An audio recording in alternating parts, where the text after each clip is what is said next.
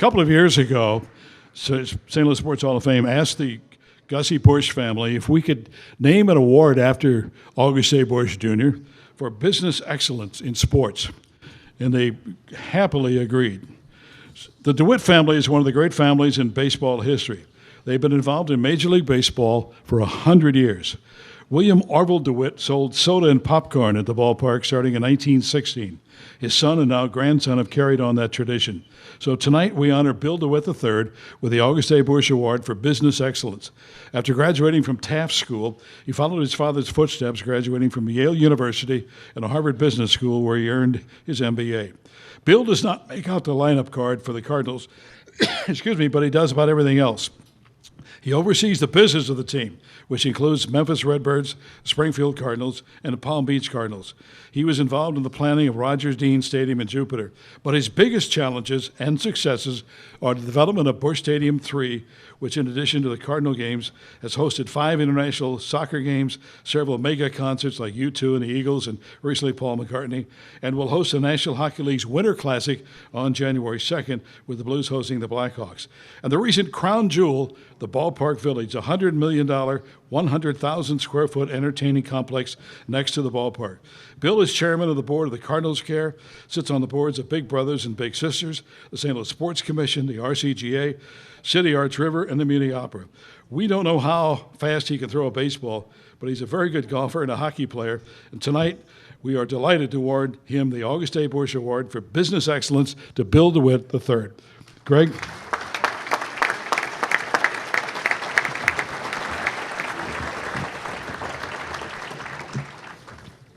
Bill, I'm glad Ron read all that because I was bringing crypt notes because you've done so many things that you can't remember them all. And by the way, how many of you guys have degrees from both Harvard and Yale? What do you think? Maybe Merrimack and Mizzou? You know? But this guy has it. And to me, I've been enamored and fond of the DeWitt family for a long time. You know, of all the families in baseball history, I don't think that there has been a greater family that has moved through the eras from the Browns to the Reds to the Cardinals to all the involvement in Major League Baseball. I really truly believe that this is, and we're so fortunate, the first family of baseball all time. Yeah. Well, that's very nice. That's quite high praise. I don't know if I'd go that far, but it's been a great run, and certainly when I moved here 21 years ago to get involved with the Cardinals, I started to tap into that family history a little bit more, and it was great for me because I knew about my grandfather's career, but a lot of things kind of came out of the woodwork when I moved to town, and people would come up to me and say, I knew your grandfather, or I did this or that with him, and it was neat to reconnect there. And so we're just thrilled to be able to kind of carry that on, and my dad's obviously done a great job setting this ship of the Cardinals on the right course, and I'm hanging on for dear life, just trying to keep it going straight. Well, you're doing a great job. The vision of the ballpark, I don't know if a lot of people knew that you had that much to do with the construction design of Busch Stadium. Well, I had a fortunate confluence of experiences before that project came about. One, I had some design experience. I studied architectural history at Yale, and didn't know what I wanted to do. It was a classic liberal arts decision, and did get an MBA, which was helpful too. But some of that experience came back, and I really rolled up my sleeves and got involved in kind of the design approach to that, as well as Ballpark Village. And it's just been a really great series of projects for me based on the skill set I had. What was the inspiration for Ballpark Village? Well, it started with planning for a new ballpark, and of course, it was behind the scenes back in probably 2002. We were saying, we hired HOK, and we said, where should we put this new ballpark? If we can get one done. And they looked all over we told them, don't be limited by anything. I mean, they said, well, it could be a problem, but the arch grounds would be great. You could do a ballpark in Shaw Park, but the reality is you control a site that is going to make this a lot easier, and that's the bus lot between our current stadium and the Highway 40. And I kind of thought, That's not that big, number one, and it's right next to the highway. And they said, yeah, but keep in mind, if you can phase this, and we don't know if you can, the new ballpark, once you demo the old, will look out into the arch and the skyline, and you'll have a developable parcel right next to the new one. And so we took that and ran with it and master planned this concept to leave left field wide open to create a development opportunity in Ballpark Village, and the rest is history. Well, and besides all that, all the development and the great construction of the village and the ballpark, you also ran the baseball team and moved into the president's role. And you have to have a general manager and a team and players. And of course, the Cardinals have been considered now the model to follow. Everybody's trying to follow you in baseball. Even in a year like this year, a little tougher, all the injuries, everything else, it still looks like you're going to come up on the upside. And that's a credit to you. Well, I wouldn't say that, but thank you. It's the holy grail of professional team sports is consistent competitiveness over a long period of time, and I think we've been able to achieve that. We still run scared, hoping that we can keep this run going.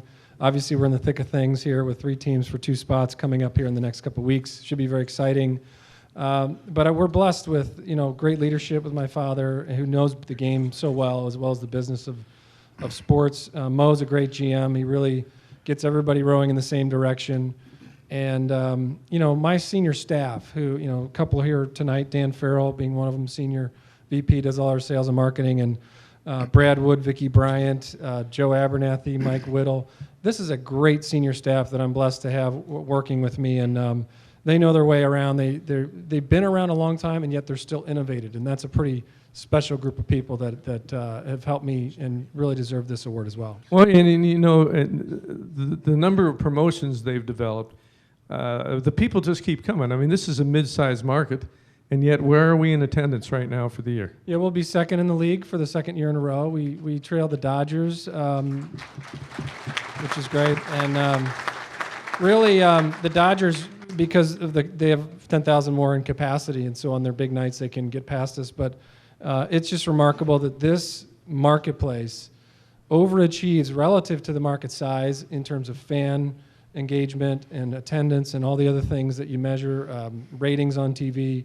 And, I guess it's my job to make sure we don't take that for granted and we keep pushing to keep that interest up to where it is. Finally, Bill, the Cardinals have expanded away from you. You got a ballpark that's good for 6 months, and it sits there, and there's a lot of open dates when the team's on the road. You have found a way to fill that void with many other special events, from soccer to concerts. Yeah, we've really tried to showcase the versatility of the ballpark, and obviously everyone knows about the big events, the concerts, the soccer, and the upcoming hockey, and the Winter Classic, which will be a labor of love. I was talking to Mike at dinner, and we're trying to get him out here for it, but he's Is there an old-timers game that he could play goal? There is an old-timers game, and so we'll work on him on that. But, the versatility of the stadium, and not only those big events, but really a lot of the smaller events, whether it's weddings or receptions, and we have over 200 a year there too. So we really push the envelope. Ballpark Village complements that.